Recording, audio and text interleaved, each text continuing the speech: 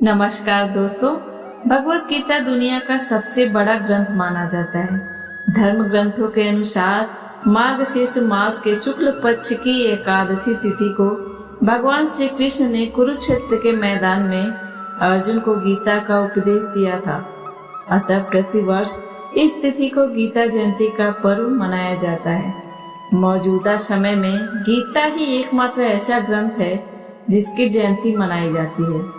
वर्तमान समय में गीता के श्लोक सबसे ज्यादा पढ़े जा रहे हैं और जीवन के हर पहलू को गीता से जोड़कर व्याख्या की जा रही है। इसके 18 अध्यायों के करीब 700 श्लोकों में से हर उस समस्या का समाधान है जो कभी न कभी हर इंसान के सामने आती है।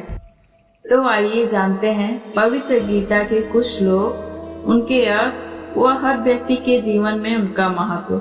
दोस्तों, इस वीडियो में मैंने बहुत ही अच्छी प्रेरणादायक कहानी सुनाई है, तो उसका आनंद लेने के लिए इस वीडियो को पूरा देखें।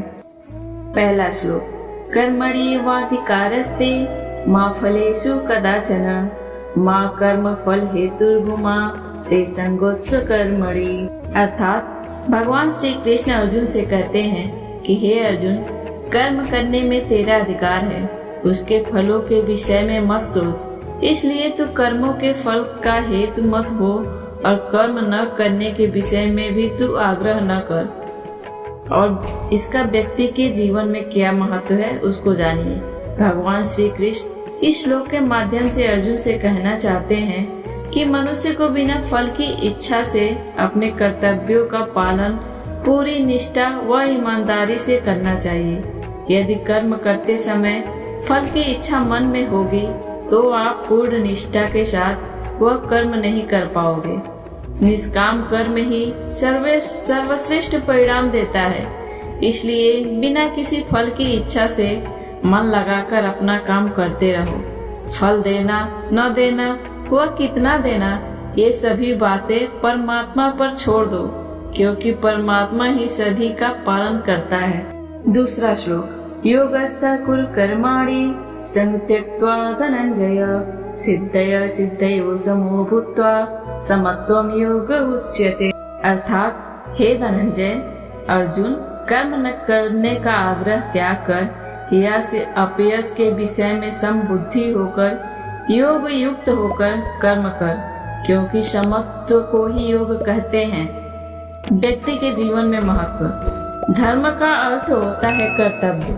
धर्म के नाम पर हम अक्सर सिर्फ कर्म कांड, पूजा पाठ, तीर्थ मंदिरों तक सीमित रह जाते हैं। हमारे ग्रंथों ने कर्तव्य को ही धर्म कहा है। भगवान कहते हैं कि अपने कर्तव्य को पूरा करने में कभी यश अपयश और हानि लाभ का विचार नहीं करना चाहिए। बुद्धि को सिर्फ अपने कर्तव्य यानी धर्म पर टिकाकर काम करना चाहिए। इससे परिणाम बेहतर मिलेंगे और मन में शांति का वास होगा।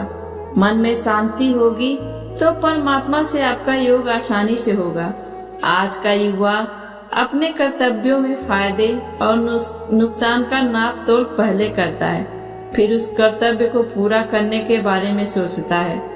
उस काम से तत्कालिक नुकसान देखने पर कई बार उसे टाल देते हैं और बाद में उससे ज्यादा हानि उठाते हैं।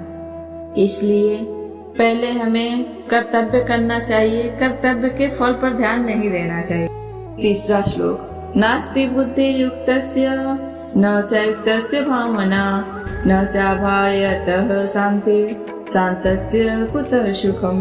अर्थात योग रहित पुरुष में निश्चय करने की बुद्धि नहीं होती और उसके मन में भावना भी नहीं होती। ऐसे भावना रहित पुरुष को शांति नहीं मिलती और जिसे शांति नहीं, उसे सुख कहाँ से मिलेगा।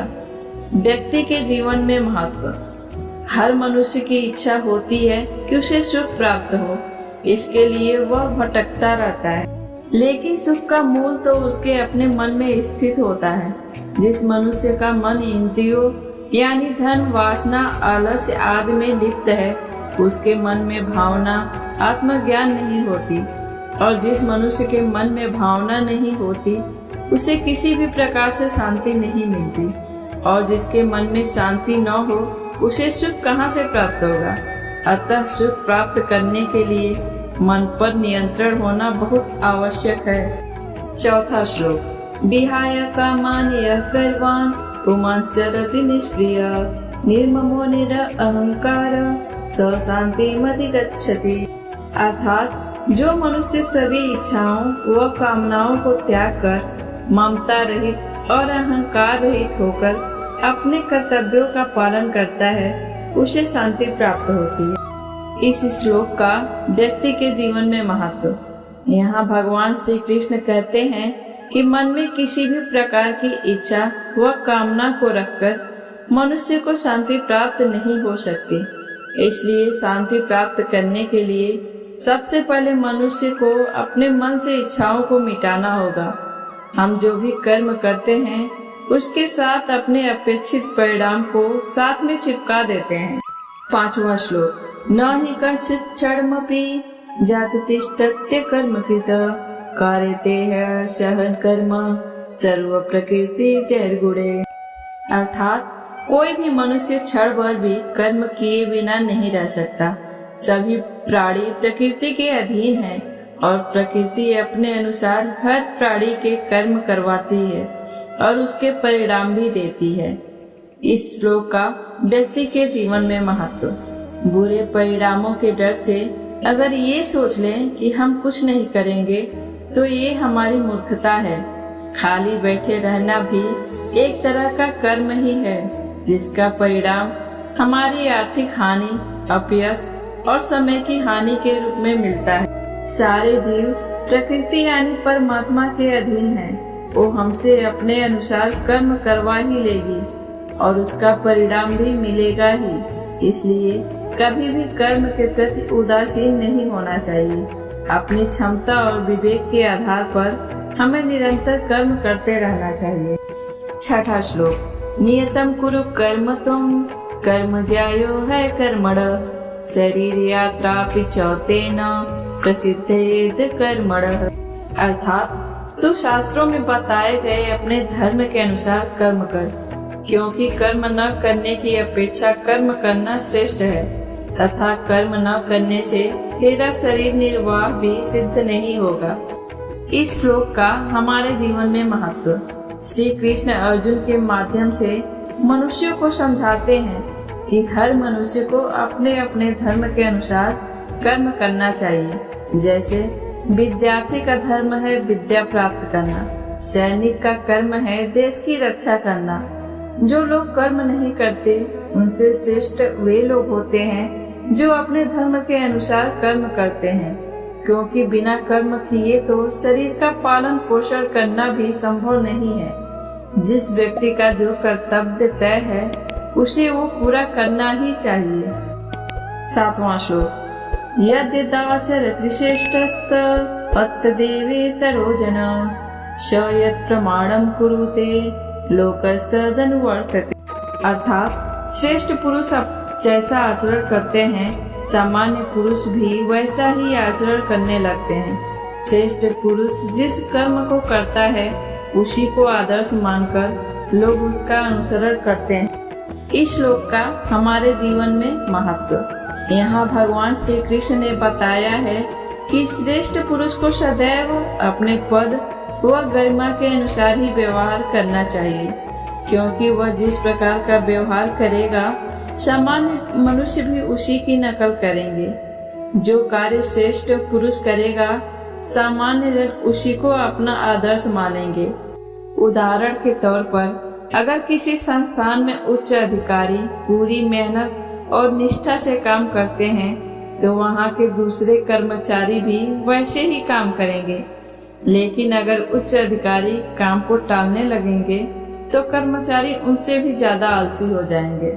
आठवां श्लोक। न बुद्धि भेदम जन्येत ज्ञानम कर्म संगिनाम जो से सर्व कर्माणि विद्यानियुक्त समाचरण। अर्थात ज्ञानी पुरुष को चाहिए कि कर्मों में आसक्ति वाले अज्ञानियों की बुद्धि में भ्रम अर्थात कर्मों में अश्रद्धा उत्पन्न न करे, किंतु स्वयं परमात्मा के स्वरूप में स्थित हुआ और सब कर्मों को अच्छी प्रकार करता हुआ उनसे भी वैसे ही कराएं।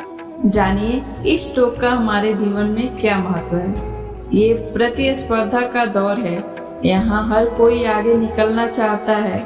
ऐसे में अक्सर संस्थानों में ये होता है कि कुछ चतुर लोग अपना काम तो पूरा कर लेते हैं, लेकिन अपने साथी को उसी काम को टालने के लिए प्रोत्साहित करते हैं या काम के प्रति उसके मन में लापरवाही का भाव भर देते हैं। श्रेष्ठ व्यक्ति वही होता है जो अपने काम से दूसरों के लिए प्रेरणा का स्रोत बनता है। संस्थान में उसी का भविष्य सबसे ज्यादा उज्जवल भी होता है। 9वां श्लोक। ये यथा मां प्रपद्यन्ते तांस्तथैव भजाम्यहम् मवत्रमानुवर्तन्ते मनुष्य पार्थ सर्वशः। अर्थात हे अर्जुन, जो मनुष्य मुझे जिस प्रकार भजता है, यानी जिस इच्छा से मेरा स्मरण करता है, उसी के अनुरूप मैं उसे फल प्रदान करता हूँ। सभी लोग सब प्रकार से मेरे ही मार्ग का अनुसरण करते हैं। इस श्लोक का हमारे जीवन में महत्व। इस श्लोक के माध्यम से भगवान श्री कृष्ण बता रहे हैं कि संसार में जो मनुष्य जैसा व्यवहार दूसरों के प्रति करता है, दूसरे भी उसी प्रकार का व्यवहार उसके साथ करते हैं।